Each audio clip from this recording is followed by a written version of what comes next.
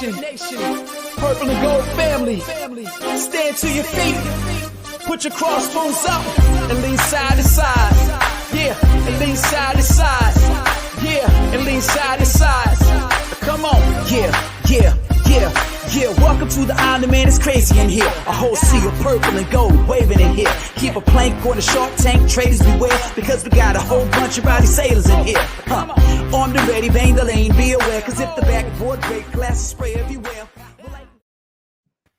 Welcome into the Pirate Football Playback right here on the Sports Objective, presented by L&K Custom Homes, our good friend Kevin Walker, KK Walker, one of the best Pirates ever. To play the game and play in a Pirate uniform, you can give him a call, 336-688-8461.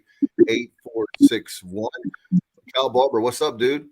What's going on, Dave? I will henceforth be known as Kyle Sunbelt Barber. Oh, okay. We'll get started on that one. Hey, Bubba Rosenbaum, what's up, dude? Not a whole lot, guys. Another heartbreaker, obviously, for the Pirates last night, and I guess technically early this morning. But, a lot to be encouraged about, especially on the defensive side of the ball. Speaking of the defense, from the Logan era, the linebacker, Mr. Matt Semenza, what's up, dude? What's going on, guys? Have so much to say tonight. It's hard to even honestly figure out where to begin because there's so much to dissect from last night. But another heartbreaking loss, and we're at the point now where it's put up or shut up. We need to win at least 3 out of the next 4. My wife predicts we win out, what, including the bowl game in Cincinnati, Matt.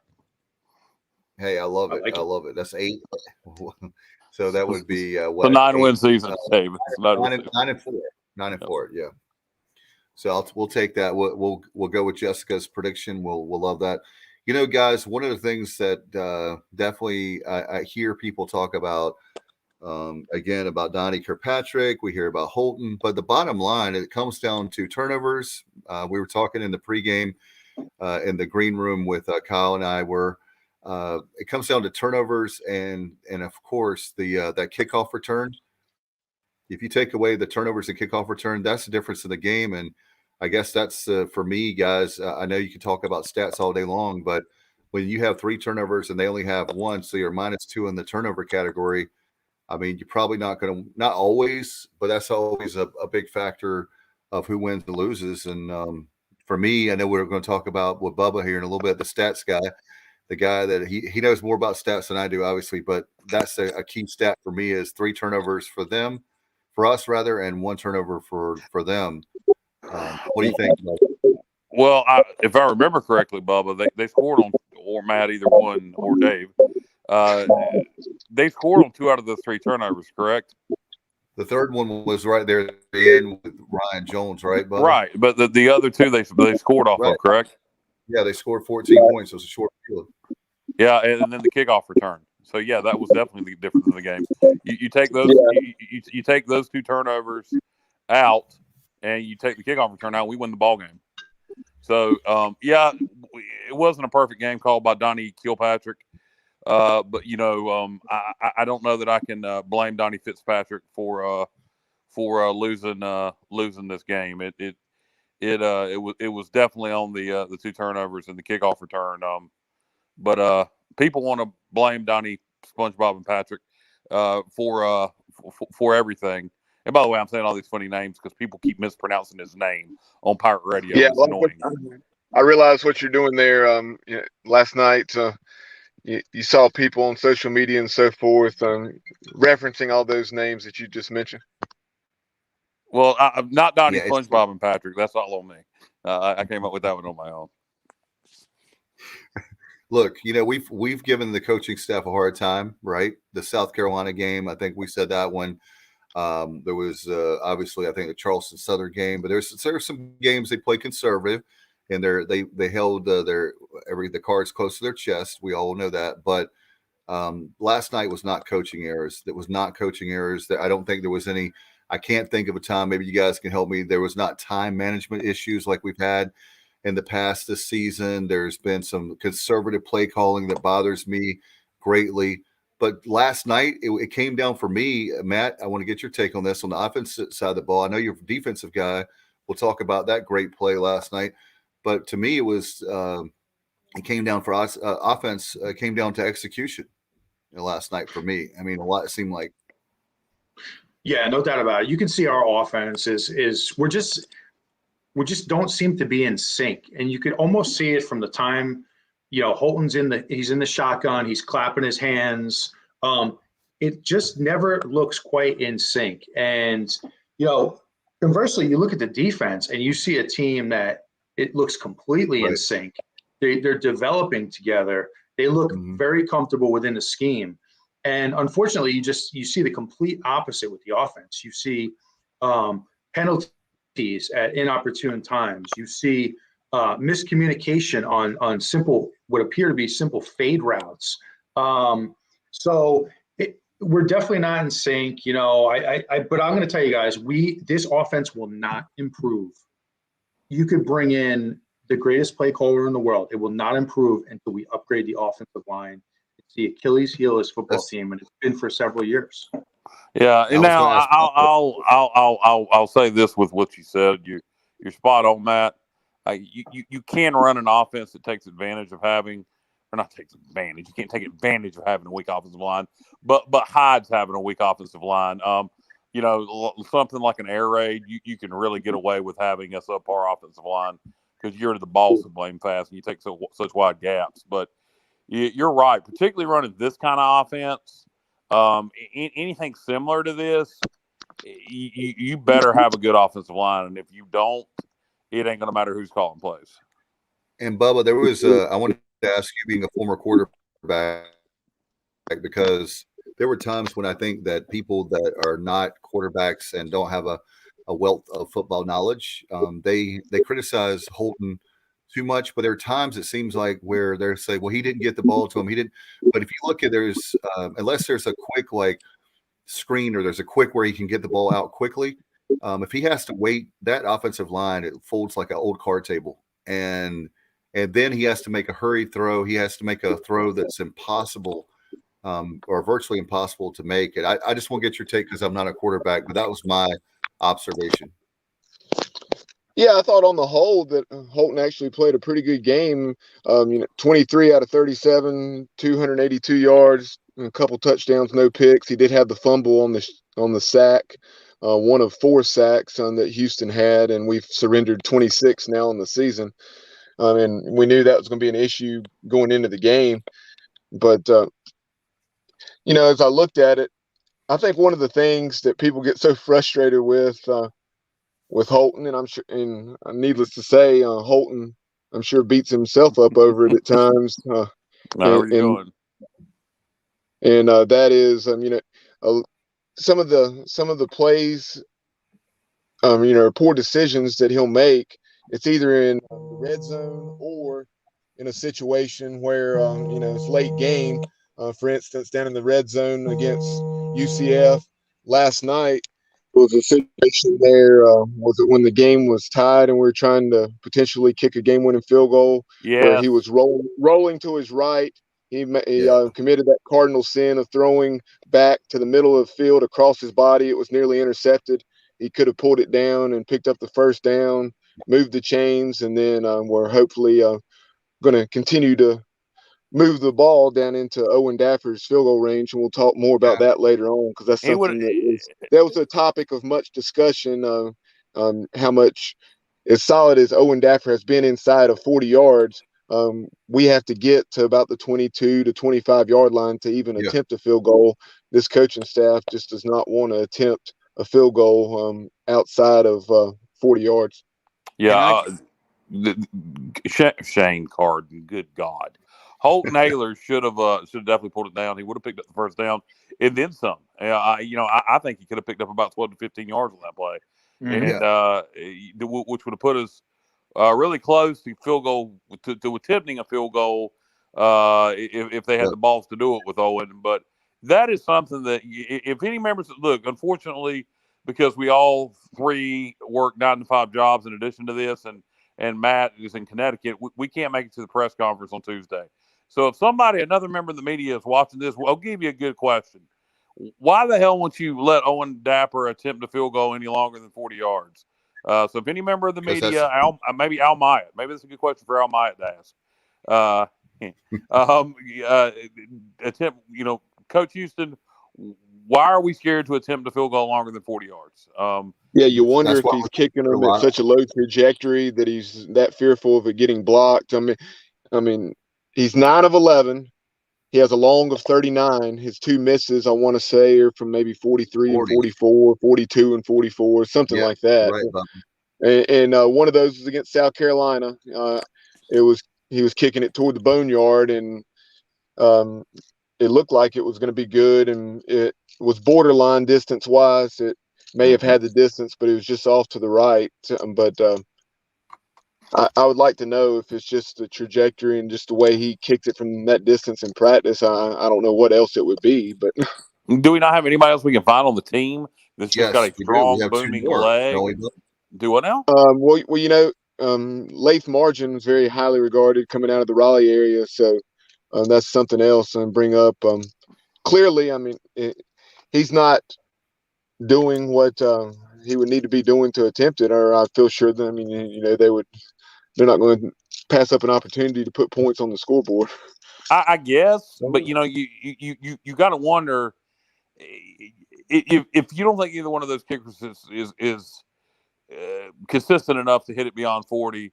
Obviously, Owen is really good inside the 40, so inside 40 yards. So, but what about a situation where if we were in a situation like we could have been in last night, where we had to attempt a 46, 47, 48-yard field goal for the win, or throw a Hail Mary to the end zone? Is there not another kicker? If Owen just does not have the leg strength to do it, is there not another kicker that we have on the roster that we would at least bring in for a long field goal just for a shot to win the game? That's my question.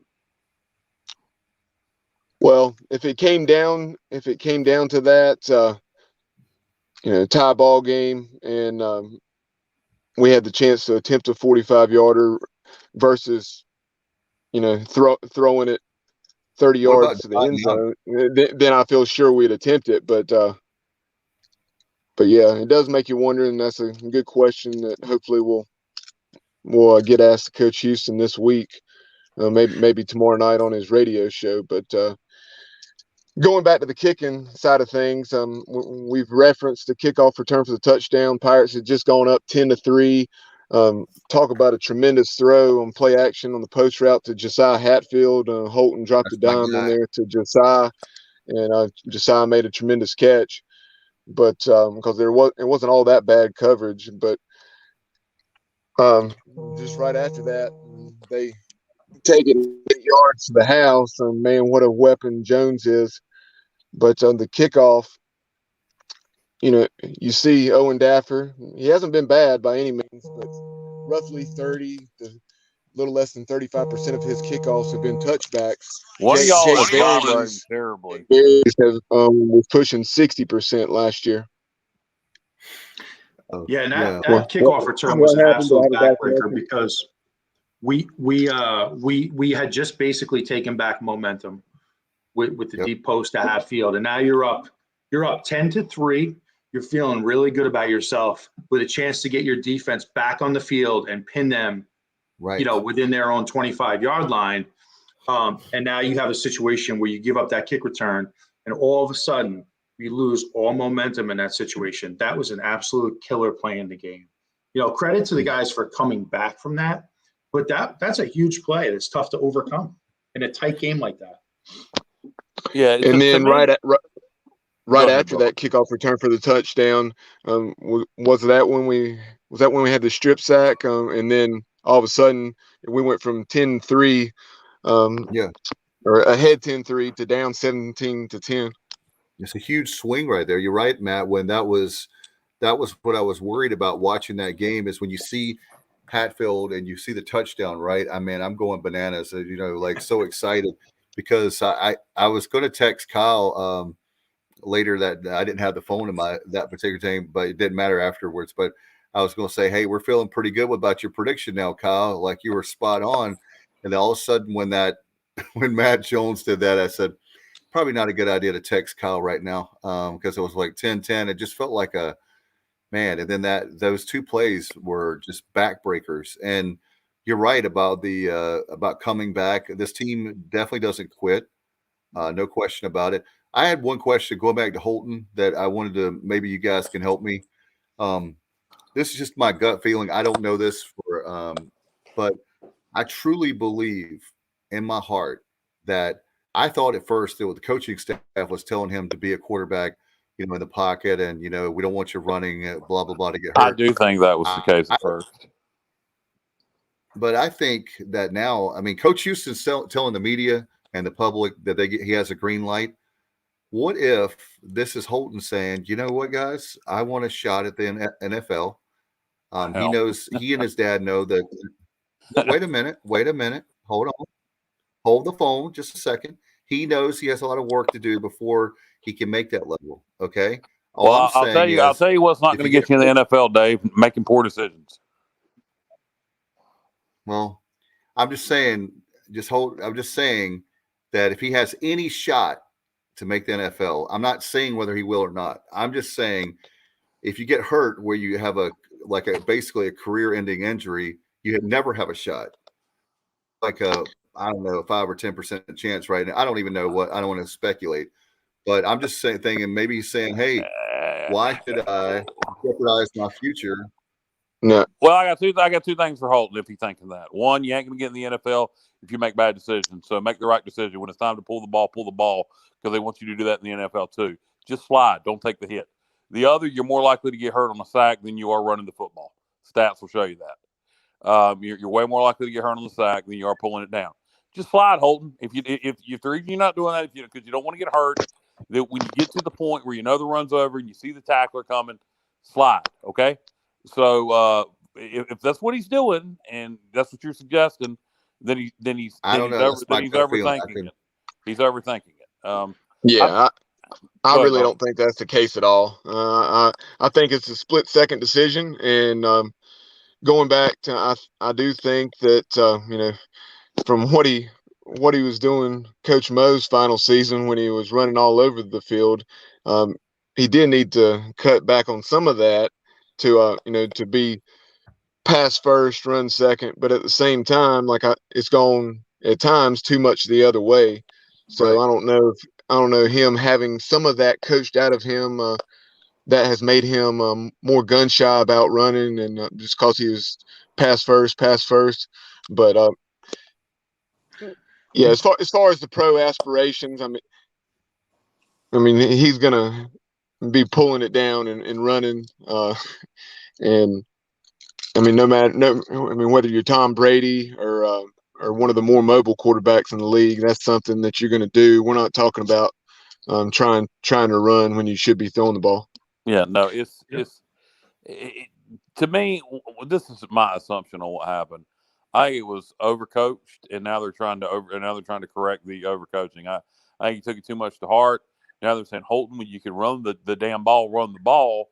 And I don't know why he does. I was watching another game. I can't remember what game it was. It was another game I was watching yesterday where I saw a quarterback do the same damn thing. He could have ran it in for the touchdown, and he threw the ball and threw an incomplete pass. Very similar to the play Holton did against UCF. I don't know why he does that. I think in key situations he panics because when he did that in the red zone against UCF, when he did it last night, it was a situation on the last offensive possession where we were trying to pick up a first down. I think he panics in those situations because he wants it so bad, and he just needs to trust himself. He needs to trust his physical abilities and his coaching, and just go make a play. I don't know. I don't know how you get to that point mentally where you trust yourself in those situations. But he needs to rely more on his instincts and less on his brain. Hey, Kyle, overcoaching is actually a very real thing in college football, and I think it's a good point. Players can be overcoached. That is a very real thing, and it happens all the time. I have my own experiences with that at East Carolina. We had one coach in particular. I'll never mention his name. Great guy, but my God, he would overcoach to the point where you'd be sitting in the meeting room for 8 hours. 8 hours too long. and critiquing every little thing over and over and over. And that can become really detrimental to a player. I'm not suggesting that's what happened to Holton here, but I do think that somewhere along the line, he's become very hesitant to run the ball. And that was a killer play last night in the game. That might have been the difference between a win and a loss. And I don't know what he's, to me, it's almost more like the do you guys remember David Carr from Fresno State? Yes. Oh yeah. Oh, absolutely. Oh yeah. Top pick in the NFL. I think he went to the Texans. If I'm not mistaken, that team set like the rookie record for most sacks allowed. He got beat up so bad early in his career, he never recovered from it, and he was a talented guy. Bobby Weaver at East Carolina. Oh my God, yeah. Yeah, and I think that like sometimes you see it with Holton where, like on the Snead play last night where Snead was wide open, that was a throw he kind of rushed, and I think in the back of his mind he's thinking, all right, I'm going to get hit, I'm going to get pressure, so he rushes things or he forces things, he presses, and it leads to some of those mistakes. So,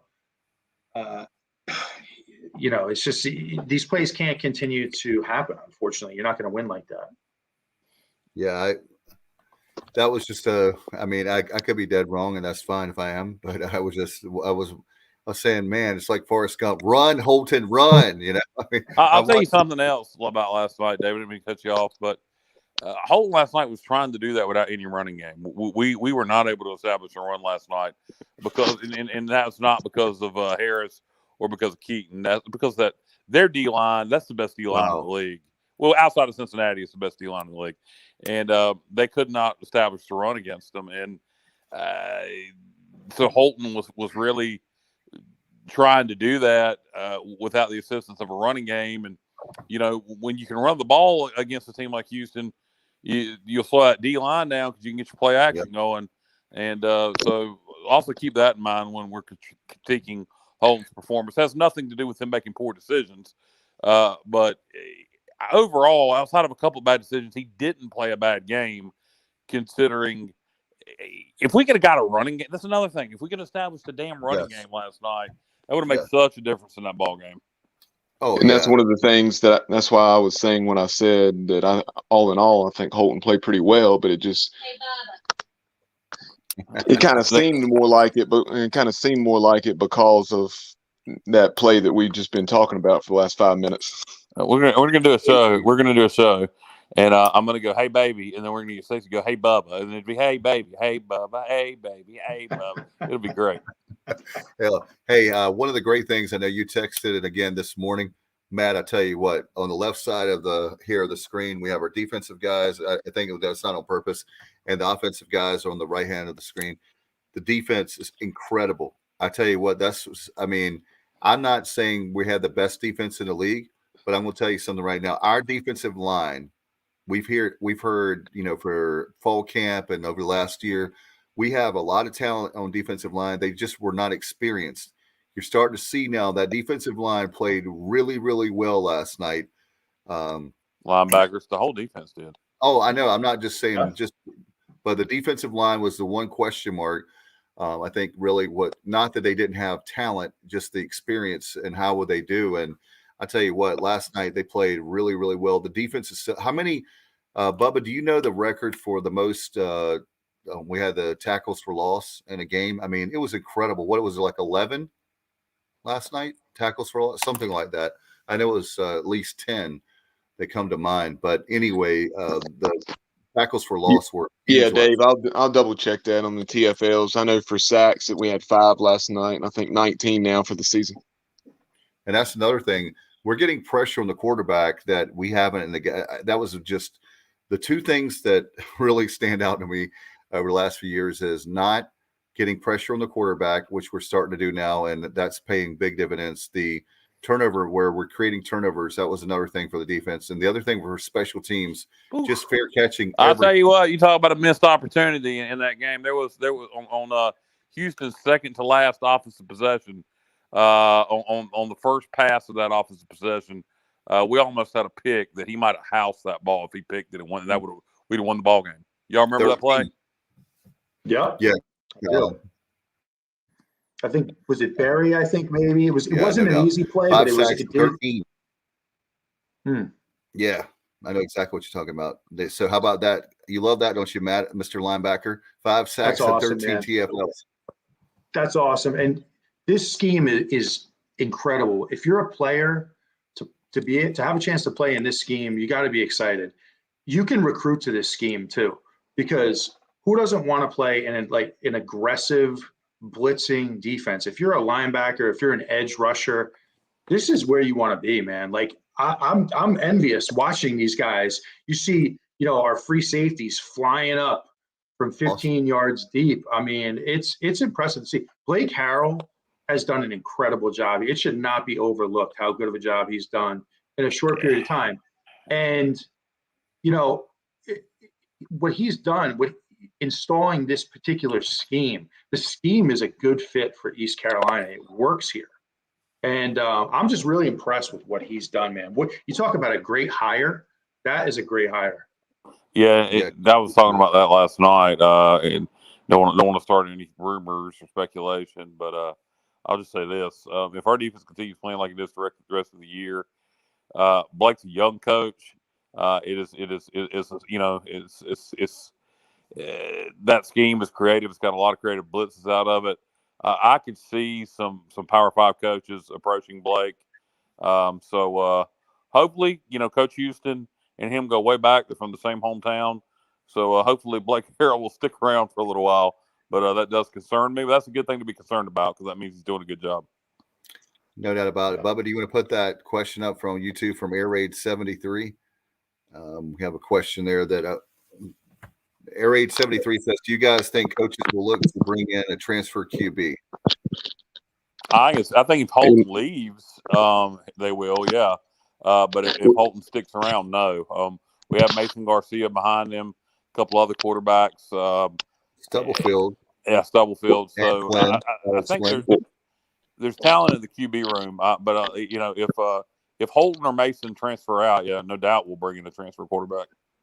And along those lines, we already had one visit for the Tulane game. Tennessee transferred quarterback Brian Maher, Maurer. He was very highly touted coming out of high school. I think a top 5 pro-style quarterback in the nation.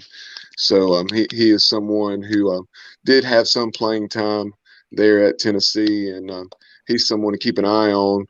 He did say he was very impressed with Mike Houston and staff, and the way they were up front with him as far as what Kyle just said. If someone leaves, then we'll be in the market for one. If Holton or Mason does not leave, then we won't.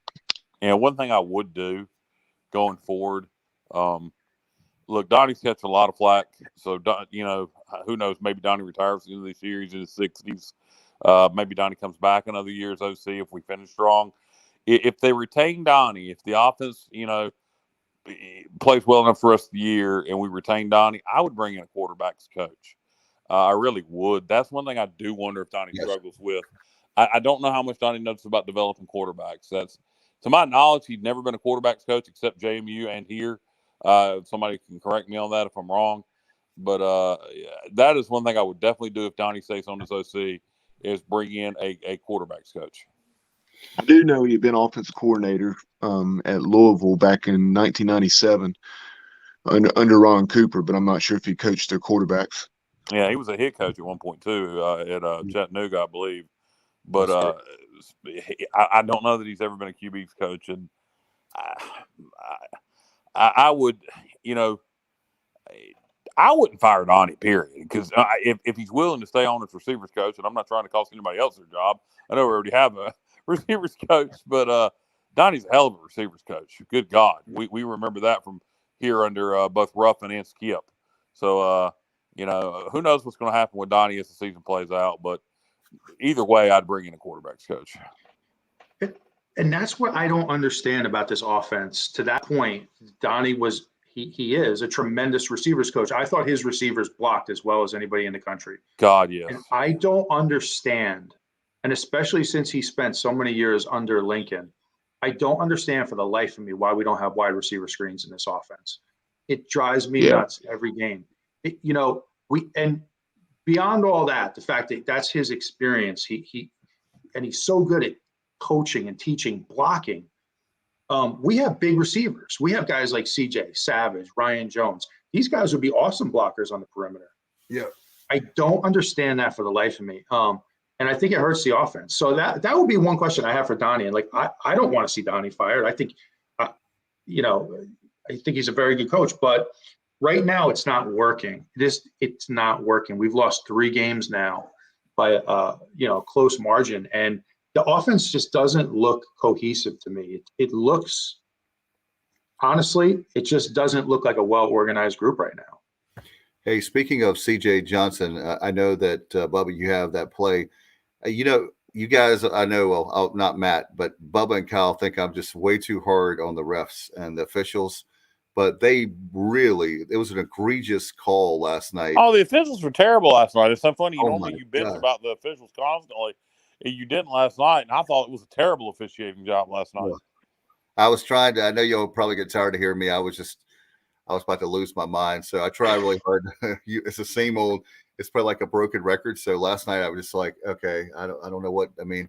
But Bubba, you have that video. This is what drives me crazy. They said the play happened. I'm sorry, the targeting, or I guess it was a punch thrown by. You'll see the video. They said it was a dead ball foul. They said it occurred after the play, but after the play. The play. So Bubba, you have the video if you want to show that. I'm giving you opportunity to do that. And right there. Wow. Right there. Wow. The play is still going on. That was not a dead ball foul. So we should have gotten the ball. Obviously, that's a 15-yard penalty, and we would have had the first down. Yeah, that was 4th down. We should have retained possession. It wasn't a dead ball foul. It happened during the play. I don't know how that wasn't corrected. I don't know if Coach Houston argued that. I have no idea. But one thing's for sure. Here's what doesn't make any sense. Somebody threw that flag, so they knew when it occurred. So why they didn't step up to the head ref and go, hey, that was during the play. That's not a dead ball foul. I don't know how that happens.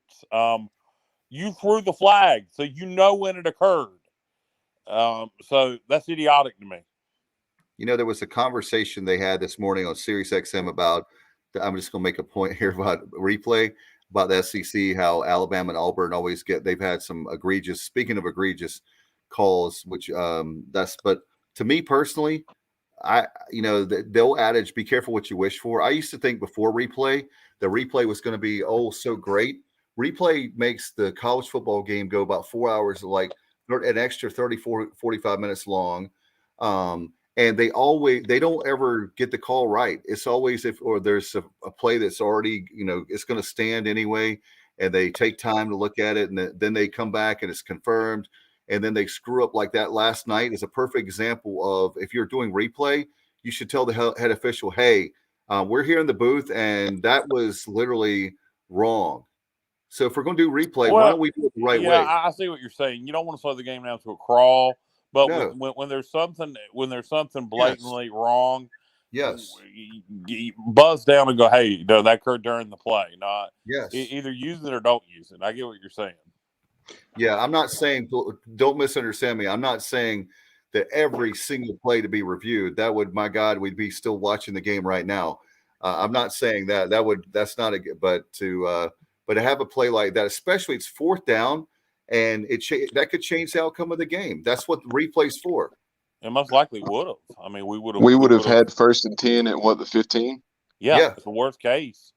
Unless we gave up some big sack, we kick a field goal there that we shouldn't make. Yep. But to me, go ahead. I was just going to make a quick point. Here's what I'm saying. The other thing that is, this program is so close. We're so close to turning the corner. A game like that could be the difference of whether we go to a bowl game or not. I know you guys probably think that I'm not trying to be over dramatic, and I was trying really hard not to, like last night, I tried to give the refs a break. However, that's how close we are. The difference of going to a bowl and not going to a bowl. We've had South Carolina, you have UCF, and now that game last night. That's 3 games right now that we could have, should have won, and we could have, should have, and we didn't. But you never know when you get. That's a well, I'll say this: the UCF and the South Carolina game we definitely should have won last night. special teams and turnovers are part of the game, I know. and they took it to us in overtime. I'm not sure we should have won last night. We could have won last night. Well, UCF and South Carolina, we should have won. That's why this one doesn't bother me quite as bad. I don't know if y'all feel the same way or not. It didn't bother me quite as bad. I just, I'm sorry, Dave. Go ahead. Go ahead, Dave. No, I'm just going to quickly say they all bother me. I don't want to lose ever. And but the good news is, I'll say this, Matt, and I'll pitch it to you. The good news is now, before it was so embarrassing, like I was telling my family today, my daughter's first game, Bubba, you would know the score, and Kyle and Matt. I think it was 2017. We played Virginia Tech. Her first game, that September of 17, something like 64-17. We lose that day to Virginia Tech. You don't lose to Virginia Tech, especially an ACC opponent and somebody now that I can't wait to play in a bowl game. That'll sell a lot of tickets. But anyway, now we've gone from 64-17 in every game, it seemed like under Mo's watch, to where we're so close and they're hurting now. But I'm glad we're hurting because that means we had a chance to win the game. And I'm not one of those that say, hey, everybody gets a trophy, or I'm not, moral victories at all. But I'm glad that we're hurting now. I don't know about you guys, but I'm glad we're hurting. That means that we care. Make it hurt so good. I mean, I don't know. No, I'm just saying that I don't want to hurt. I'm just saying that it's better than. I get what you're saying, David. It's good that we're in the ball games and we're losing close games. We're having a chance to win. But Matt was gonna comment on if that game bothered him as much as the South Carolina and UCF game. It's funny that you mentioned that, Kyle, because I was kind of thinking that last night too. I slept a little easier after that loss last night, and I think it's just because it's, on one hand, I was so pleased with the defense. I mean, I was impressed, beyond impressed with the defense. On the other hand, offensively, it's almost like you kind of are what you are, and we kind of are what we are at this point in the season offensively. I mean, that doesn't mean we can't get better, we can't improve, but I just wasn't expecting huge things against that defensive line. I really wasn't. I had low expectations for the game in general. I was pleasantly proven wrong, which I'm happy to be. Anytime I predict a loss, I'm happy to be proven wrong. But I just had lower expectations, and it's at the end of the day, it's another loss. But life goes on. We need to move on this week.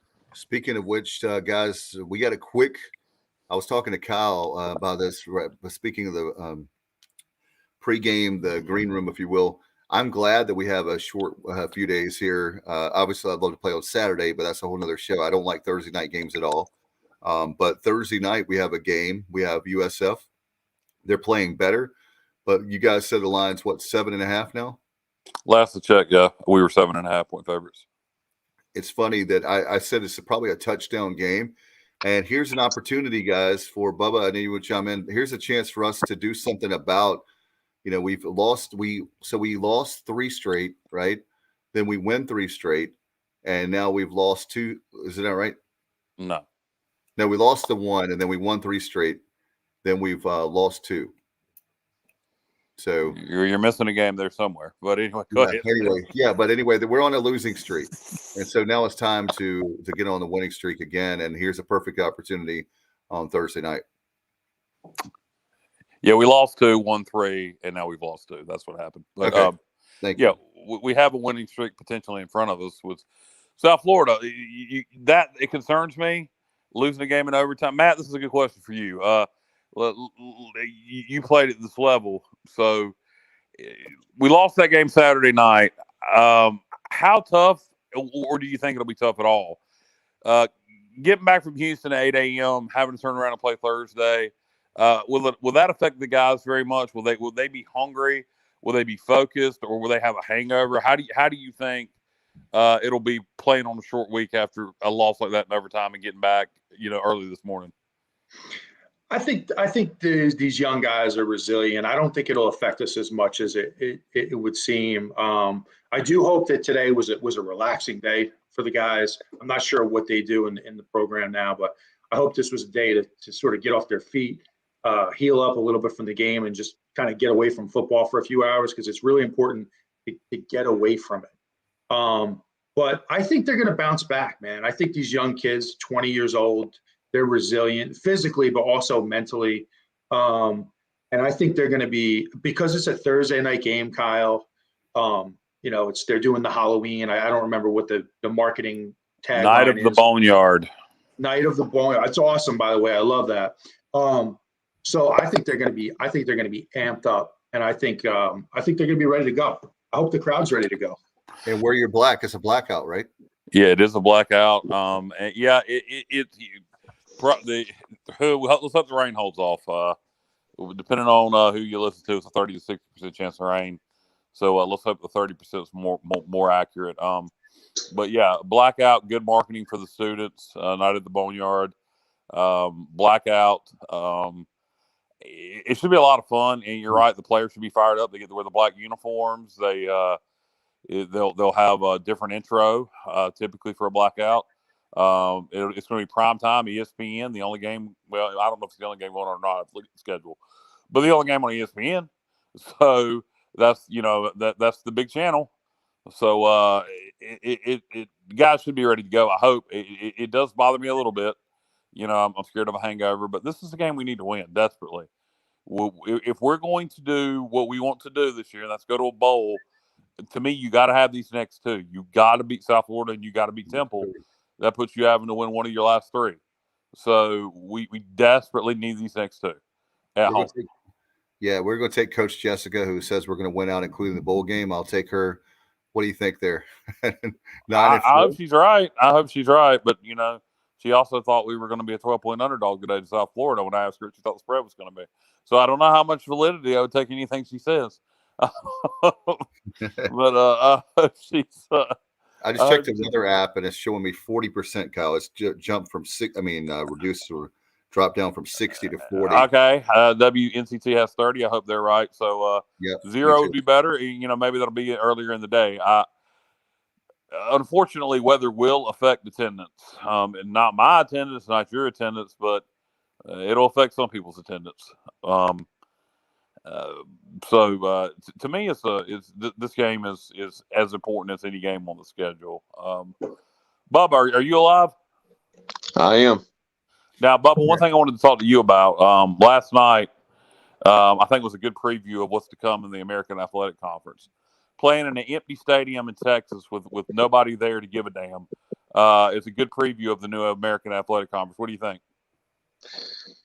Yeah, that was. Granted, you had a 5.5 hour delay, but for homecoming, 5-1 team, I just don't get it. You expected to affect the crowd some, but how they don't still have at least 15 to 20,000 there, that's pretty sad in my opinion. And because I think, okay, under those circumstances, what would we have in Greenville?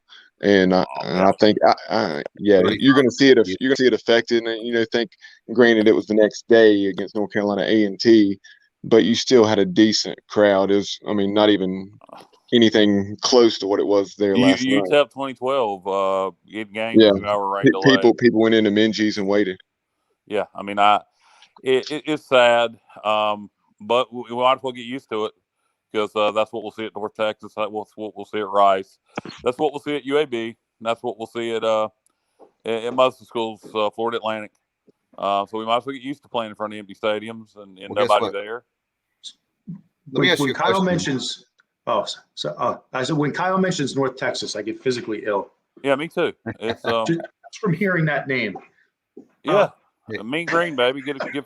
Hey, the only good thing to come out of North Texas is Stone Cold Steve Austin.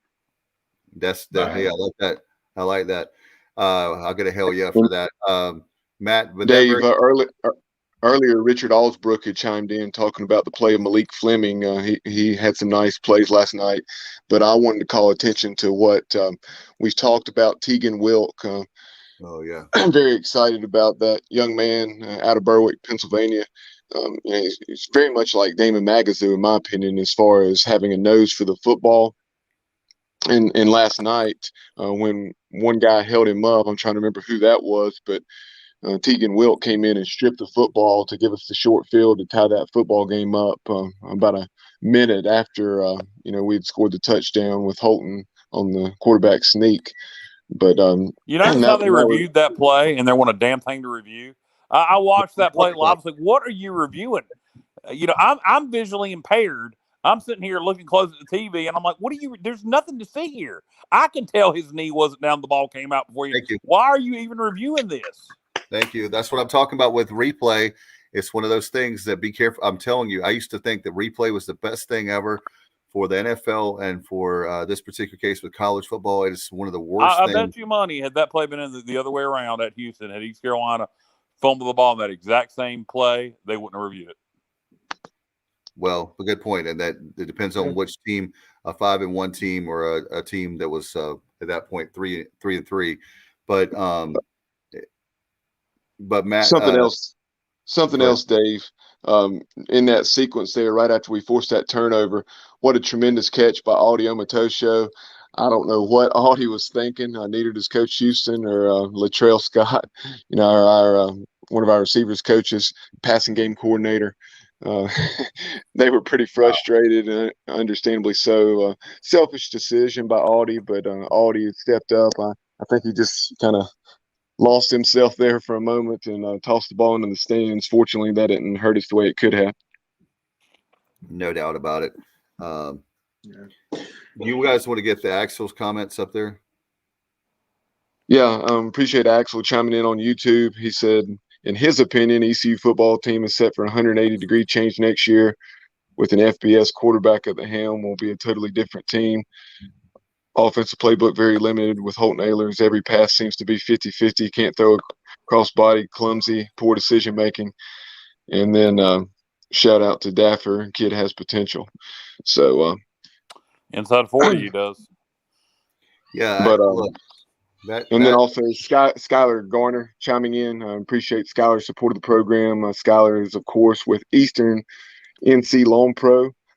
Give those guys a look.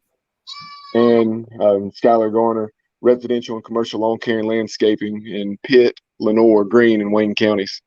Yeah, thanks for watching, Skylar. See, we really do advertise your company, not just take your money. That's exactly right. Some of it, but we don't. Hey guys, that's another great point that I hadn't thought about to bring up. I thought about in the last couple of weeks, talking about tight games we have now, and we talked about it earlier. But my God, how much do we miss Verity? That could be the difference between. Speaking of the difference between going to a bowl game or not, it could come down to a kick. I mean, we're that close. That just really concerns me. Daffer's accurate. Like we talked about it earlier. They just are scared to kick him beyond 40. So you hope we don't come into a situation like that.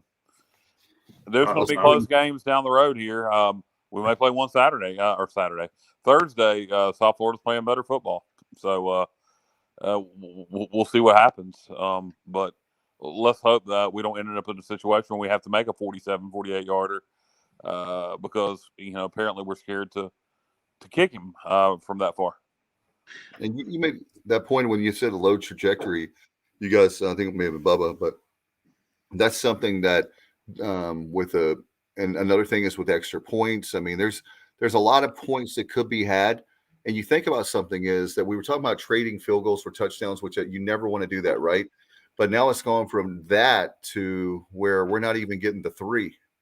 That's what really is concerning is you don't want to obviously a drive to stall, but if it does stall, you'd like to have a Verity or somebody that you can count on that if it's 45 or you hate for it to be 50 yards or 53 or something way long like that. But if you have a guy that you believe in, man, that could be whether, like I said, a bowl game, it could be how about next year? We're going to be contending for an American championship next year. I really believe that. Well, it needs to be addressed, and it needs to be addressed with Coach Houston. And how nobody has asked him this before now is beyond me. But it's obvious he's scared to kick Daffer beyond 40 yards. And so it needs to be addressed. And hopefully we're trying to work on it in practice with one of the other kickers where we can bring him in for field goals beyond 40 yards because this going forward, anytime we can be putting points on the board, going forward on fourth down, when we could be kicking a 46, 47, 48-yard field goal is it's really irritating because, I don't even ever think of it now when we're down there and and we're around the 30 or the 29-yard line, I know we're going for it. We're not going to kick the field goal. And that's Yeah, another we thing. missed out on those 2 scoring opportunities, like you're saying, and then who knows? I mean, you may not make them, but if you do make them, then that time I'm going for 2 to try to tie the ball game. Yeah, it's just it's a very frustrating thing. But looking ahead to Thursday night, what are some things you guys are looking for, Matt, with USF? And obviously, I'm not a fan of the 90. I'm not a fan of Thursday nights, but it's good for East Carolina. It's good for the program. I know that with us winning the Peach Bowl, Dave Hart, of course, for people that don't know, signed a deal with ESPN. So then we started playing games on Thursday nights. And this was when before the NFL had Thursday night and everybody and their mama had Thursday night games. So it was a really big deal. I'm happy for the program that we're getting national exposure on ESPN. Like Kyle said, it may be the only game, but one of the only games that we have on Thursday night. But having said that, what's our record, Bubba, on Thursday night? It doesn't seem like it's very good. Well, you got to take into account we were playing Virginia Tech, and I remember Thursday night games against Virginia Tech. I remember Thursday night game against Louisville, against Southern Miss. I remember recently on Thursday night, I remember it went over Florida Atlantic. The one year we were in a conference with them before in 2013. I remember a win on a Thursday night against UAB. I can remember a win on a Thursday night at Louisville. So we've won some games on Thursday night, but you're right. I believe overall we do have a losing record on Thursdays. Yeah, I'm not saying that we're over, but that UCF game that comes to mind, oh my God, speaking of clock management, at 14 just really still haunts me. That game is one of the worst things that could ever happen to a football team. Yeah, I don't take into account too much of it being a Thursday, anything having to do with those losses. But I just like the fact to play the game on Saturdays. Personally, I'm not a Thursday. Oh, sure, yeah, you'd like to play every game on Saturday, but sometimes these Thursday night games are fine. They get you good exposure. Thank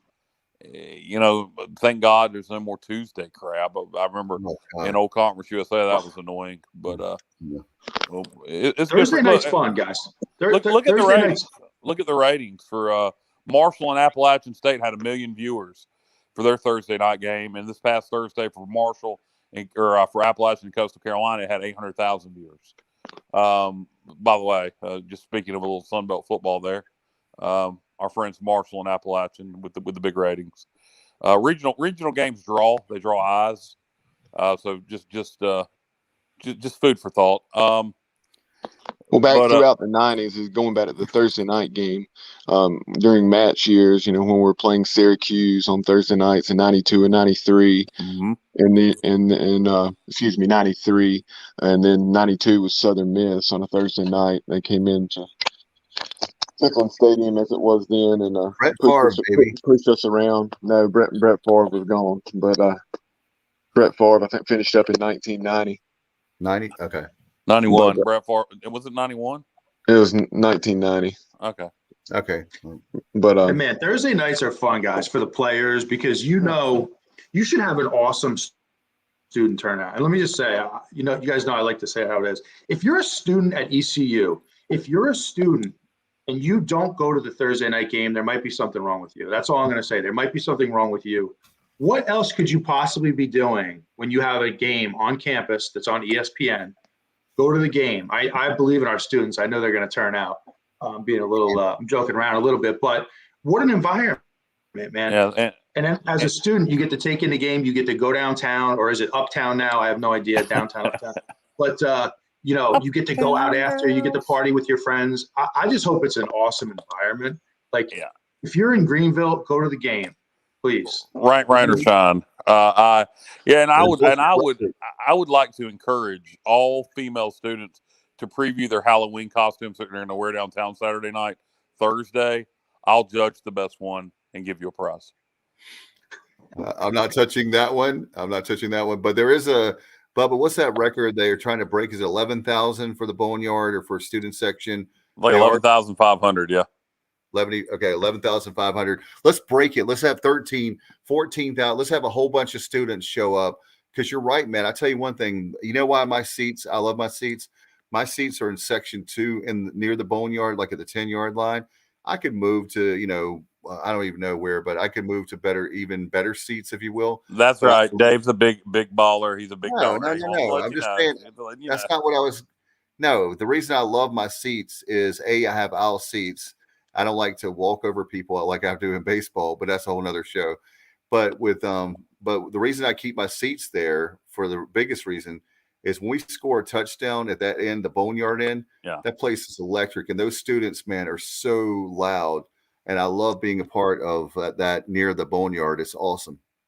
Yeah, I agree with you. You mentioned baseball, and I'll tell you, playing Coastal Carolina and Southern Miss and, Louisiana Lafayette and Georgia Southern in baseball sure would be a lot of fun.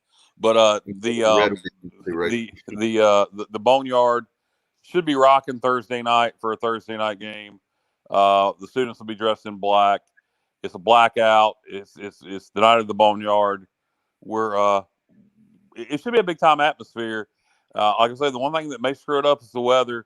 But as Bubba said last night, rain ain't never killed anybody. But then I corrected him and informed him that flooding is the number one cause of deaths of all natural disasters. So his statement is not true. I was not talking about the flooding.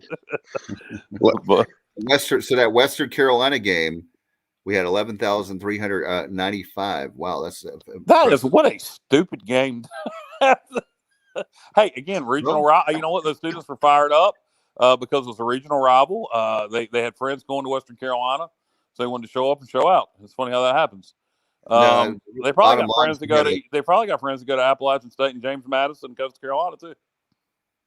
Nice. I love you're getting paid by the Sun Belt. I love your Sun Belt.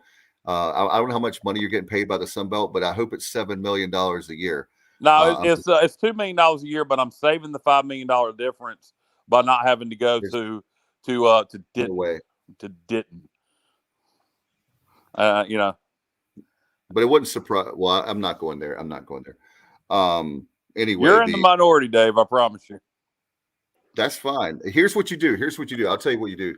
You take our 7. Thank you. You take the 7 million we're going to the American. I'll tell you what you do. You take the 7 million we're getting American. You and I are definitely on board. We are definitely in agreement on the regional rivalry. So guess what? If I'm the athletic director, I'm scheduling every single person of the Sun Belt. It makes perfect sense. Wow, they're teams, not people.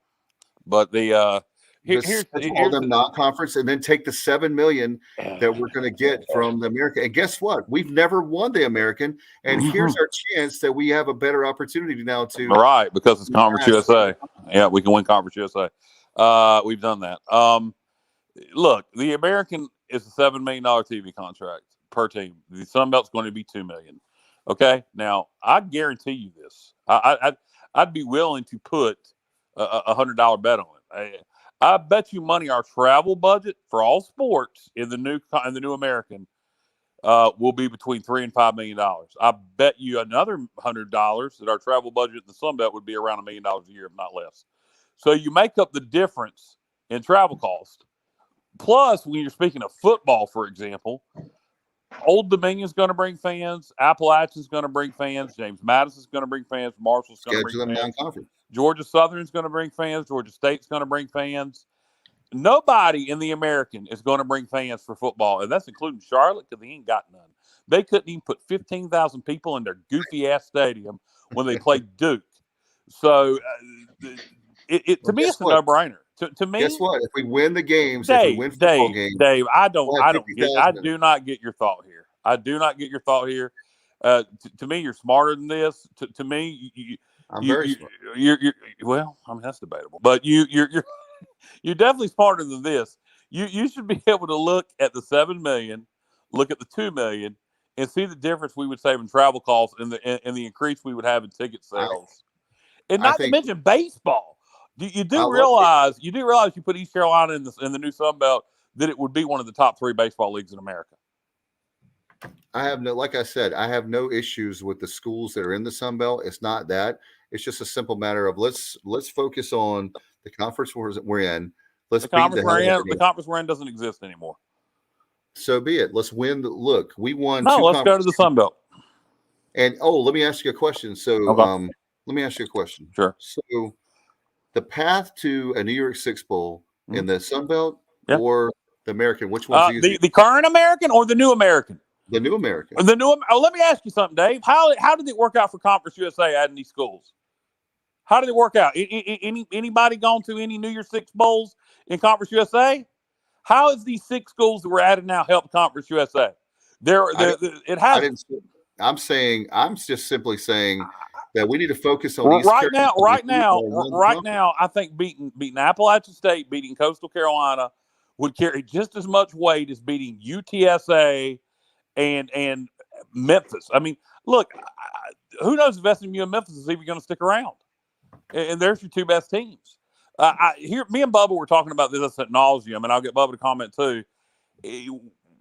We in 2023, when we're playing in this stupid new league, and we're done with our game, I'm going to be checking scores in the ACC, and I'm going to be checking scores in the Sun Belt because it's regional. I'm going to go, well, who won between Marshall and Appalachian? Who won between Georgia Southern and ODU? Who won between Southern Miss and Marshall? Those are the games. We have history with Southern Miss, obviously, Matt. You know, we are forever tied to Marshall, forever. Appalachian and us have our natural rivalry. Coastal Carolina's the top 25 football program these days. We can build a rivalry with them. Old Dominion is Old Dominion. They're the equivalent of Charlotte, but they're not as offensive to me because they're in a different state, even though technically they're closer. If you join the Sun Belt in that division, the furthest team away would be Marshall with 7 hours. The closest team would be Old Dominion at 2.5 hours. We would have 4 schools within a 4-hour drive. Now, forget football. Let's talk about volleyball, soccer, women's basketball, lacrosse, et cetera, et cetera. The money you're going to save by not having to send your schools across the country, because now you're in an 8-team division, so you're going to be playing mostly division games. And then when you do send your schools to cross-division games, there's only 1 school in Texas State. Everybody else is in Mississippi, Louisiana, Arkansas. So, I mean, even when you do cross-division games, you're saving money. To me, there's no advantage anymore to being in the American. Even the $7 million versus $2 million TV deal is not an advantage for us because we would make it up in travel costs. And according to the Georgia State 24/7 site, the exposure for the Sun Belt, supposedly, we'll see when the contract's redone, is going to be exactly the same as the American, as what ESPN's telling the Sun Belt. So I just see no advantage anymore in being in the American. I would rather be playing regional games. At the end of the day, college football is supposed to be fun. And when conferences were formed originally, way back when the NCAA became a thing and leagues were being formed, they were supposed to be formed with like-minded schools in your area. And you better get in where you fit in. And all those schools are in small southern towns, with the exception of Georgia State, which is in Atlanta. Everybody else are in small southern towns, which is what Greenville is. It's a southern college town. And we identify with them. They all have fan bases. Every one of them, Appalachian, Marshall, Georgia Southern, they all have fan bases. There will be people at those games. It would be fun. At this point in time, I see no advantage to being in the American. I have no interest in playing any of those schools. None. UTSA is a good program. I watched UAB and Rice play yesterday. They're 23rd this week. That's right. Yeah, they're a good program. I watched UAB and Rice play yesterday afternoon on ESPN Plus. UAB, brand new stadium in downtown Birmingham. They're having the renaissance of their football program. This is the best UAB football has ever been. It was homecoming. Homecoming. There might have been 10,000 people in that stadium. Might have been. Bubba, I know you agree with me. Generous. Yeah.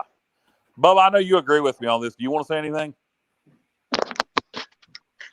Yeah, Kyle, I just stepped away for a moment, but going back, B-Pace had chimed in talking about do we really believe that the Sun Belt would have better baseball than the American? And are you crazy, B-Pace? Are you effing crazy?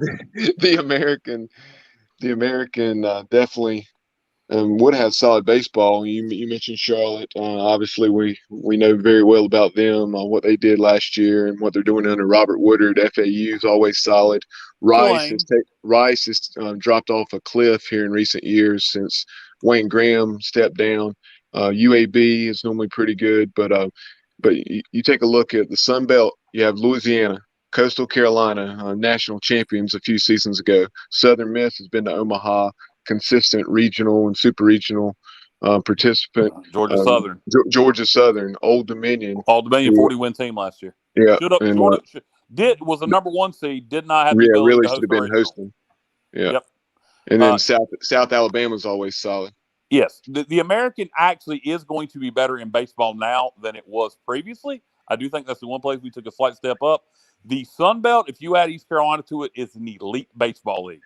Yes, Coastal Carolina is one everybody knows, but if you don't follow baseball closely, you might not realize Louisiana's a consistent top 25 program, South Alabama is a consistent top 25 program, Southern Miss is a consistent top 25 program, who has been to Omaha. Georgia Southern is a consistent top 25 program. So, yeah, the Sun Belt would be a beast in baseball if you add East Carolina to it.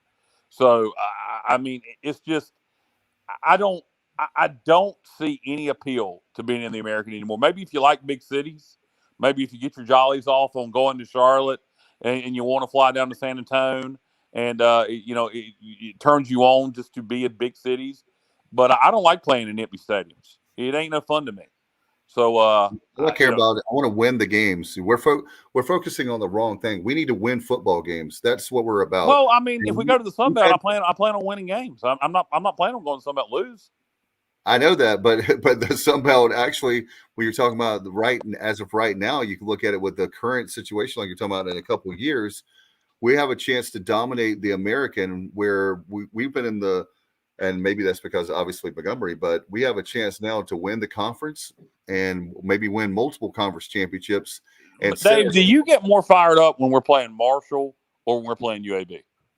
Marshall, absolutely. Do you get more fired? Would you rather play Southern Miss or would you rather play Florida Atlantic? We're in agreement on that piece of things. Then I don't know what you're arguing about. I'm saying right now, if we in 2023, when it looks like that's when we have a chance to dominate the league, we have a chance to win out. We could have. And you don't think we can win the Sun Belt?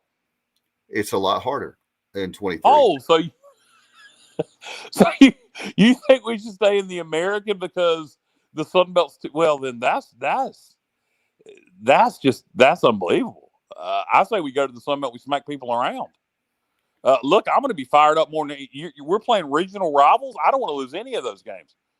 I don't want to lose them. I just said that it's easy. It's an easier path, and we still take the $7 million, and you schedule the Sun Belt and all the ACC schools that we sell tickets for. And I can guarantee you right now, the home games, if we're winning 8, 9, 10 wins like Matt Semenza is used to, that's Pirate football.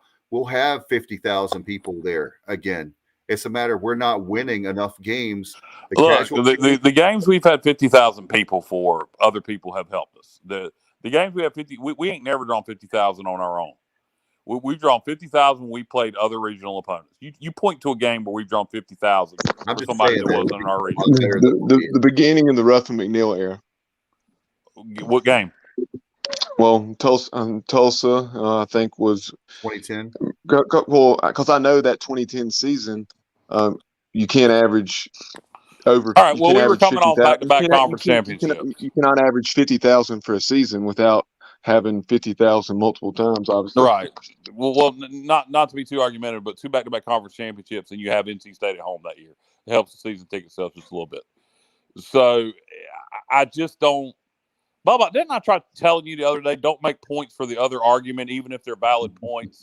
You always stick to winning the argument. I told you this yesterday. Don't make points for the other side. I'm just saying, right now we're focused. We need to be focused on East Carolina, what's on our chest. And I think I have my shirt. Okay. Anyway, I have a ECU baseball shirt on. But anyway, we need to. I'd like to talk to Cliff Godwin and Mike Houston and ask them which conference they'd rather be in. I bet you money. I bet you money. I bet you money they would say the Sun Belt. let me ask you a question. Right now, they're more worried about winning football games than baseball games, and they're not. They don't care. Yeah, they do. They care. You think they really care? They're worried absolutely. Do you think Mike Houston cares right now after sitting all day in Houston, Texas, and getting back at 8 o'clock this morning? Do you think if you asked Mike Houston right now, would he rather have been playing in Statesboro, Georgia last night, or Houston, Texas, or Boone, or Norfolk? I think now's the perfect time to ask Mike Houston what he thinks of the New American and all those schools in Texas. Yeah, let's ask him. Can we get him right now? Yeah, let me call him on the cell phone. Ask him how he feels about playing at Rice down in Houston in 23 versus playing in Harrisonburg against JMU, his old school. Yeah, I bet you he'd give you a good answer right about now. We can dominate. We're going to dominate the American. We're going to be one of the top marquee teams, and you may not like that. People may think it's boring. But I guarantee you, if we're winning 8, 9, 10 games, people will be very excited. And yes, well, you know what? Why don't we join the MAC? The MAC will be super easy to win. We'll have all the Southern speed, and we can go play on the MAC, and we can play on Tuesday night, and we'll dominate the league and get lots of exposure, and we can win the league. And Northern Illinois has shown you can make it to the New Year's Six by winning the MAC. So if you want to find an easy league to dominate, well, then let's go join the MAC. I mean, I just think it's hilarious that you don't see the easy path. It's a lot easier. That's what we need to. I disagree with you. Let me tell you guys, the only thing worse than Thursday night NFL, and there's not much worse than Thursday night NFL in my opinion. Tuesday night Maction. Tuesday night Maction. Oh, now, yeah, I mean, I can live with Wednesday, but Tuesday, I'm still recovering from my Saturday. Still. Yeah, I'll watch it. I don't want the. I'll watch it, but I don't want to be playing in it. No, I think by saying that we're dominating the league in 23, to me it's long term. To me, it's long term. Where are we going to be? We can get to the Big 12 from either conference, but the odds of us getting to the Big 12 are very slim. So to me, it's long term. 20 years from now, do you still want to be playing UAB and North Texas? No. I want to go this way. Long term, you want to have regional opponents. You want to go back to you want to go back to basically like Gilbert. What he wants to do is he wants to go back to the days where we're independent in football and we have everything else in like the CAA. What in the hell are you talking about, Dave? What is the French fried titty fuck are you talking about? Why would you say I want to go independent in football and put everything in the CAA? No, I think the Sun Belt is a better conference now in football than the American. I think it's a better conference in baseball than the American. Barely, but it is. And I think it's regional opponents. So to me, there's no advantage to being in the American anymore. I would rather be with like-minded schools in similar situations as ours, with fan bases like ours. It just makes more sense. Yes, I get the TV deal. I understand $7 million versus $2 million. It's basic math. 7 is greater than 2. That's a $5 million difference. But I think we can make it up in travel costs and ticket sales. I'm not.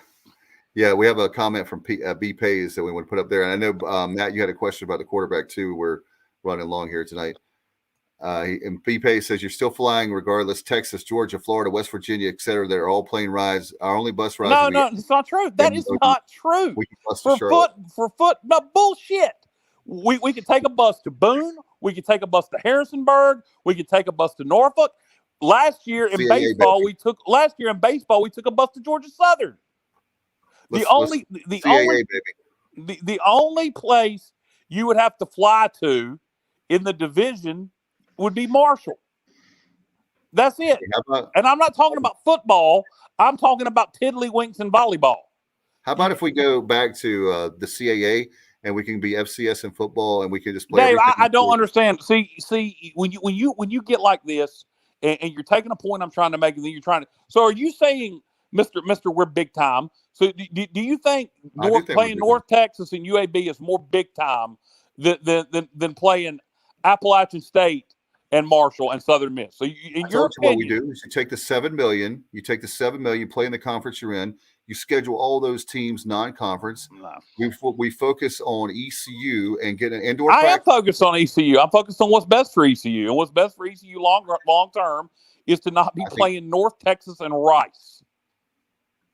No, I want to take I'm taking that TV money and we need to raise the money for the indoor practice facility. We need to win. Easier to raise money for indoor practice facility when people are interested in the games.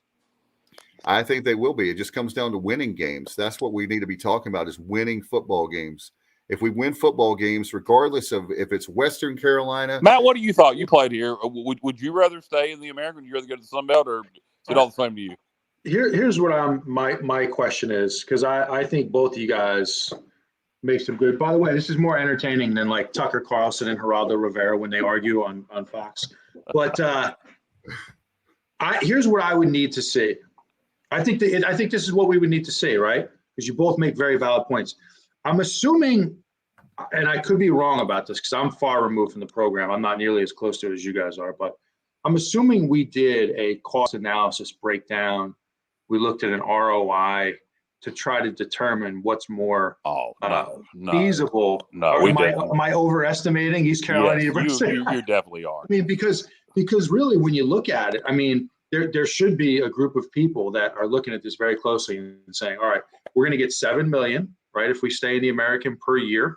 Mm-hmm. What is and obviously if we go to the Sun Belt, it's going to be $2 million. So you have that $5 million gap. There needs to be a cost analysis done where you say, all right, what are the travel costs?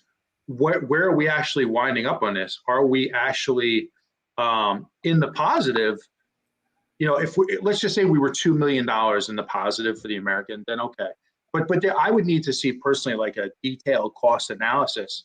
I just don't know enough about how it shakes out financially for the university, honestly. But I would much rather play teams like App. I despise playing in empty stadiums like Rice. I have zero respect for that.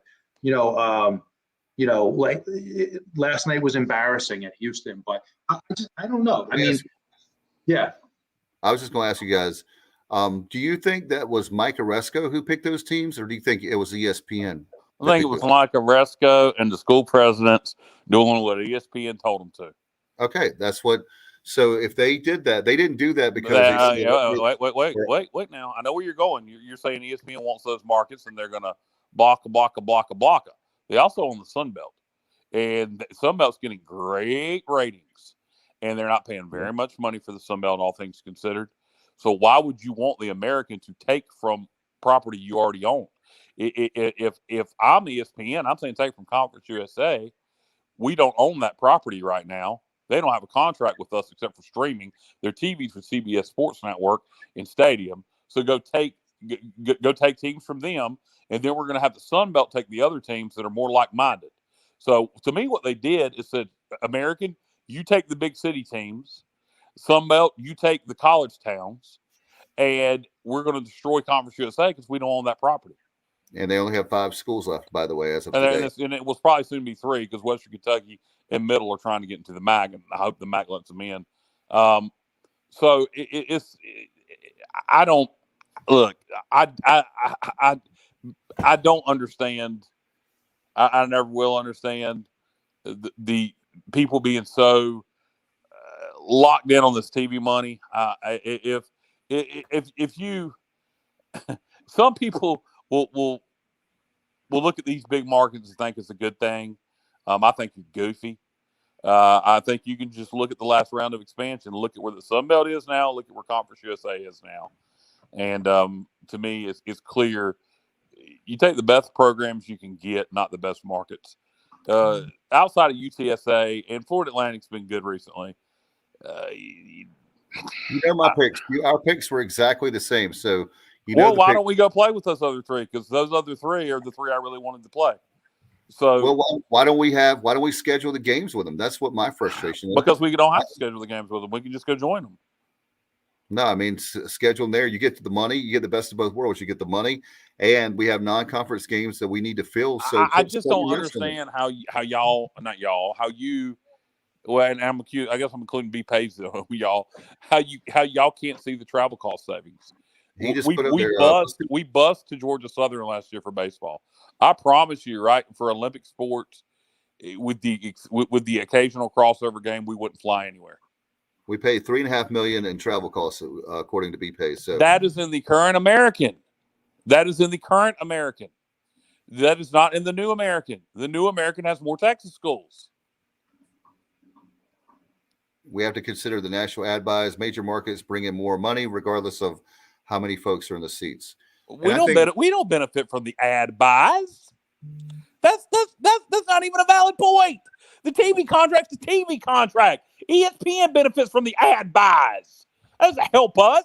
We don't get more money because of that. They give us $7 million a year, don't they? No, they gave the current team $7 million a year. The new teams in those big markets get $2.5 million.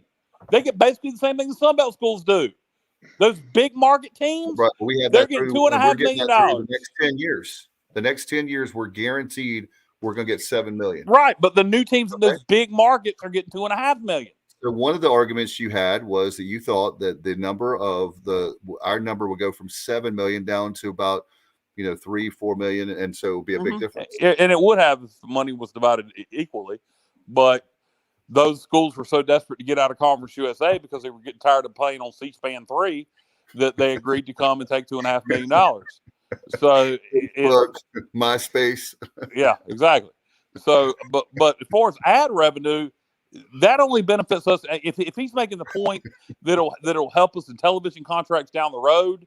Then it's a valid point. Otherwise, it's not a point that matters to us. Our TV contract is our TV contract. The ad revenue goes to ESPN. Now, if the point is ESPN is going to pay more money down the road because of those big markets, time will tell. But in terms of, look, I can tell you again, what advertisers really care about is viewers. Marshall and Appalachian got 1 million viewers. Marshall and Coastal got 800,000 viewers. And that was head-to-head with NFL football games. All right, we got comments coming in. You're wrong. He said the ad buys make the TV contracts bigger. I do this for a living, and the radio side with Radio Nationally. I just said that, Paige. I just said that. I said if you're talking about it making the TV contracts bigger, then your point's valid. But the TV contract is already signed through 2031. It ain't getting no bigger. It's going to stay the same size through 2031. Good thing. You said it was going to go down, so that's a good thing. It did go down. Overall, it went down. Overall, the TV contract went down. We're just staying at the same amount. I'm just saying that for us, we're talking about East Carolina is $7 million for the next 10 years, correct? Correct. Yes, for the next 10 years. Correct. Yes, indeed. So we got to, and this is another great point for Johnny Gardner. I'll be interested to see who we replace Charlotte with on the future out of conference schedule when they become a conference mate. So because we've got a home and home. Johnny's talking about coming up, but I can't remember. Bubba, I'm quite sure John Gilbert will just be working hard. I'm sure we'll get a home game.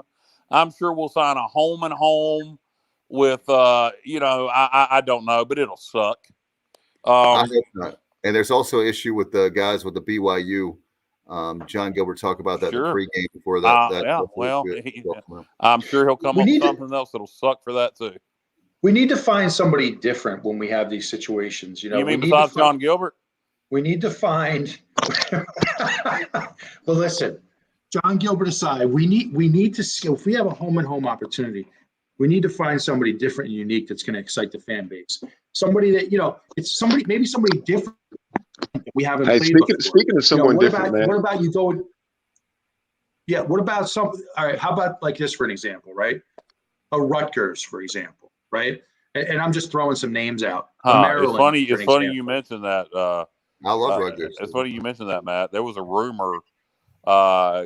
Gilbert confirmed it, but without confirming the team.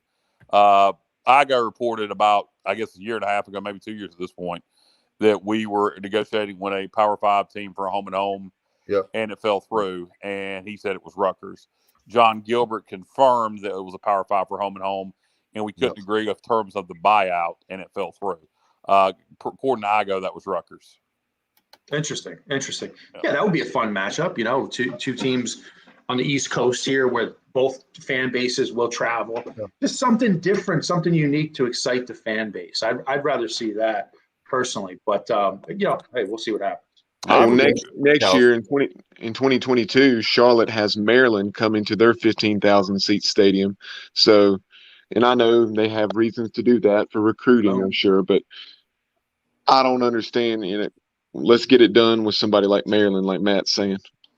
Well, Bubba, obviously, just like the American thought, it's the city of Charlotte, so that's all that matters. Who cares if it's a 15,000 seat stadium and nobody goes to the games? It's the city of Charlotte. It's club lit, baby, aka club shit, aka the litter box they dug in the ground. So, let's get fired up to play in front of 5,000 people in club lit. But let me tell you something. If we're wait a minute, congratulations, if Maryland. we're in Charlotte, there's enough fans that not only our fans that are across the state and Pirate Nation, there's 15, 20,000 people that would be buying tickets for that game. That right, Bubba, and our fan base is very strong in Charlotte and the surrounding area, upstate South Carolina. Well, good luck buying 15 to 20,000 tickets for a stadium that holds 15,000. I'm just saying there's demand for that game because there'd be more demand for Appalachian. I'd rather go to Boone than Charlotte any day. I love both, but as far as the game, I love to go to Boone or Charlotte. I have no problems with either one. Bubba, what are your thoughts? Would you rather go to Boone or Charlotte? I love Matt's comments. Can we put the answer to that? Yeah. Look, I think that both I love all, like I said, I love all the teams in the Sun Belt. I have no issues with the Sun Belt. I don't love all the teams. I don't give a crap about Monroe. I don't give a crap about Texas State. I'm but just saying besides those two, I like all the rest of them. I just don't see it. I outside of as far as us, the fans. Exactly. Yeah. The fans, exactly. The fans and the student athlete. Let me ask you a question. Do you think more of our players know players that play at App State and Old Dominion and James Madison and Coastal Carolina, or do you think they know a bunch of players that play down at North Texas and Rice? Granted, I didn't want North Texas or Rice. I've been on the record of the teams I wanted.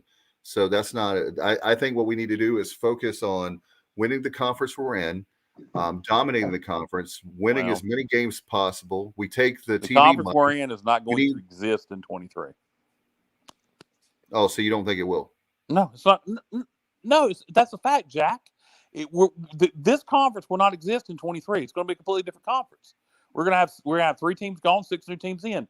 This conference, the conference we're in now, this version of the American will not exist in 23. No. Okay, right. I understand. I see what you're going. I thought you wanted to give us some hot takes or something. I don't know. But no, me personally, I'll take the TV money. Like I said, we need to win games. We need to build an indoor practice facility. We need more people. I think Bubba and I just I think we look at things through a different lens and than you do, apparently. And I don't. Bubba's never going to be as vocal as me about anything, but I can tell you, Bubba feels as strongly as I do. Well, the only reason, the thing that I have the hold up on is just the financials of the situation, because like Matt was saying, I would love to be able to see those numbers to compare, to have a true feel for the situation. Bubba, just like yesterday when we were talking about the distance, and I told you the distance of each school, and you had to look it up to see it for your face. I have enough common sense. I don't have to do research to have enough sense to know that we would save at least $2 to $3 million in travel. At least. I don't have to have it done in front of me. I don't have to have a deep dive or a cost analysis, because I can guarantee you I'm right. It might not be tit for tat. It might not be $5 million, but it's going to be $2 to $3 million we would save in travel. This is better than First Take. This is like Bayless and Stephen A. Smith in the old days. I mean, I know it would. I got enough sense to know that it's going to be millions of dollars in savings and travel costs. And we lose. And then ticket sales are going to go up because we'll have fans from other schools that will actually be able to come to our games. Who in the American continue to lose games? Who in the American? Oh, sure. Oh, why would we continue to lose games? I don't think that way. I'm just saying that the bottom line. Well, I guarantee you, if we continue to lose games, that we would still have more fans coming in the American. In the Sun Belt, because James Madison and Old Dominion and App State would send fans. But I'm not planning on losing. I think we're going to win no matter what league we're in. But I just think,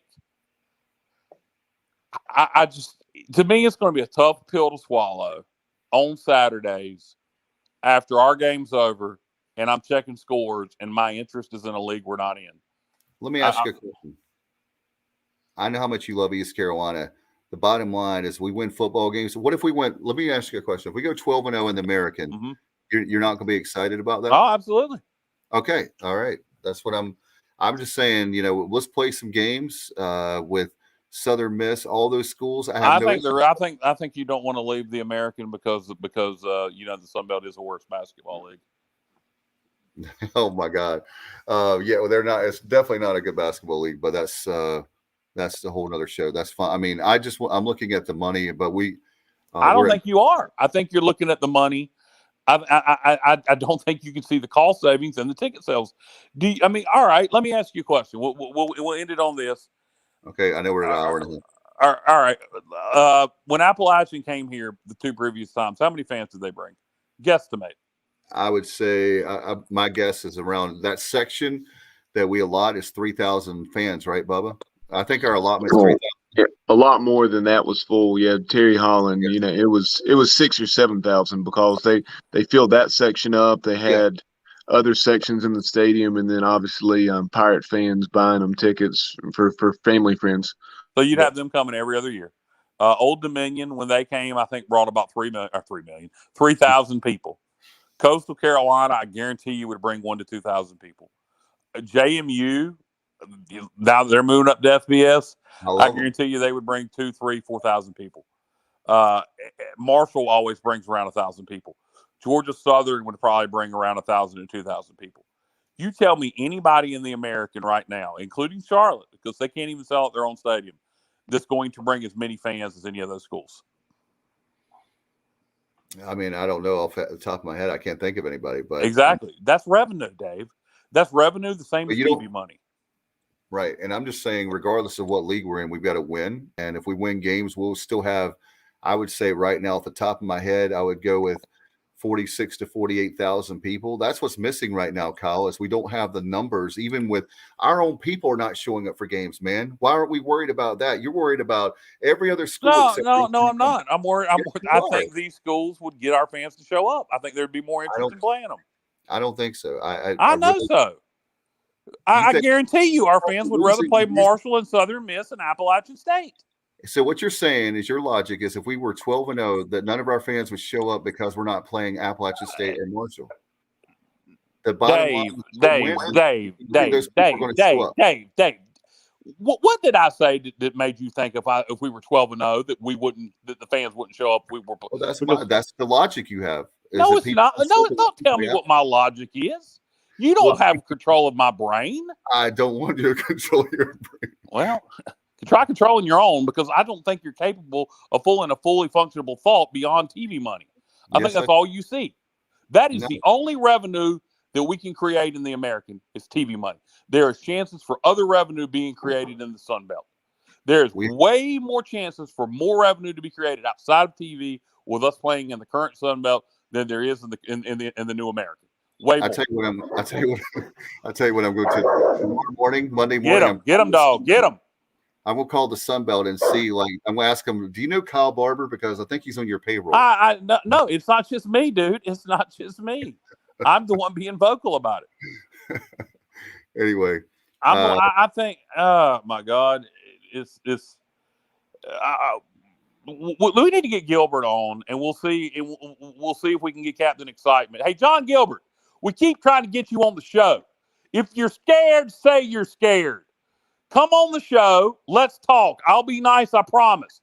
Let's see if there's been a cost analysis that's been done, and let's figure this out. You prove to me we're better off being in the American. Prove it. Just prove it. I promise I'll be on my best behavior. No swearing.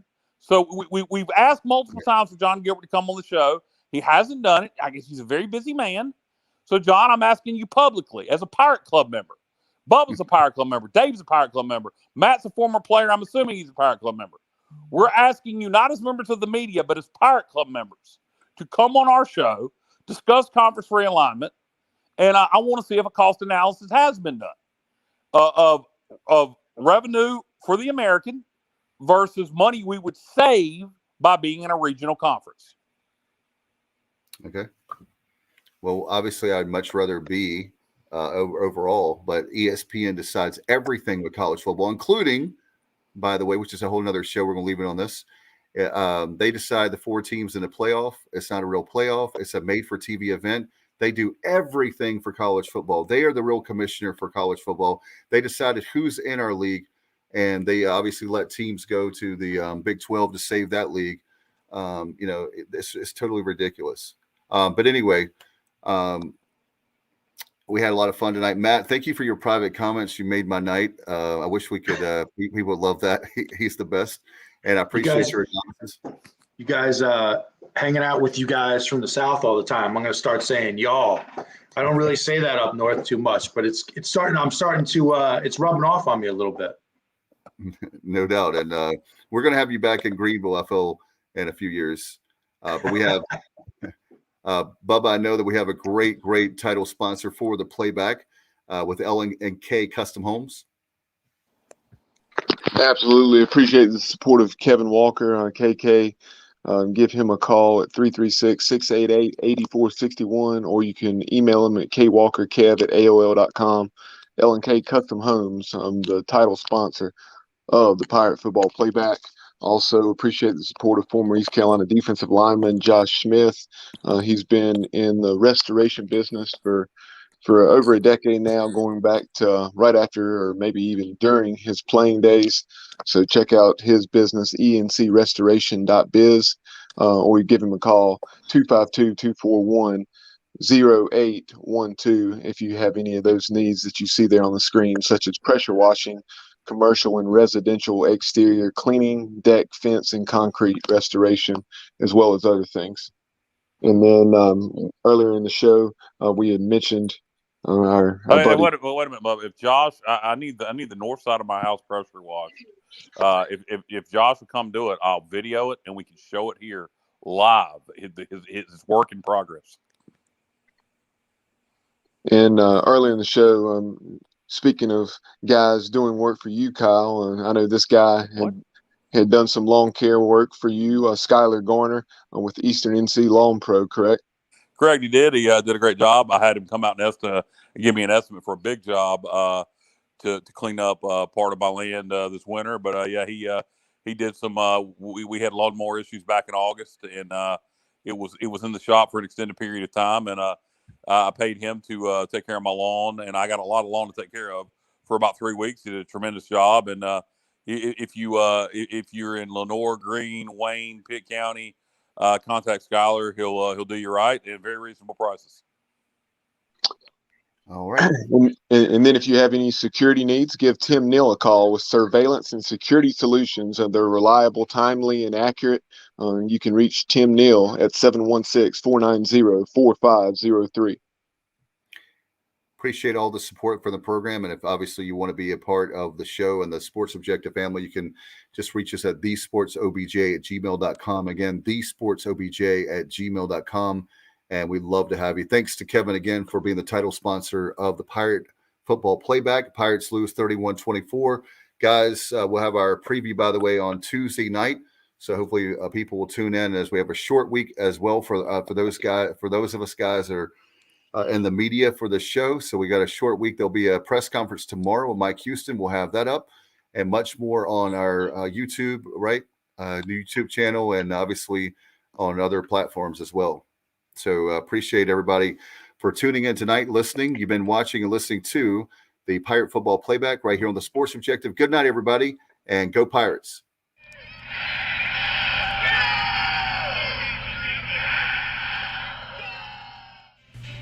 Yo, what's going on, y'all? This is Udon Cheek, assistant track and field coach at East Carolina University. You are plugged into the Sports Objective podcast. If you are a fan, you are plugged into the right place. And if you're really a fan, you will share that link. My heart is purple and gold. I'm a pirate down to my soul. And I don't back down, not at all. Find out when the cannons explode. Boom!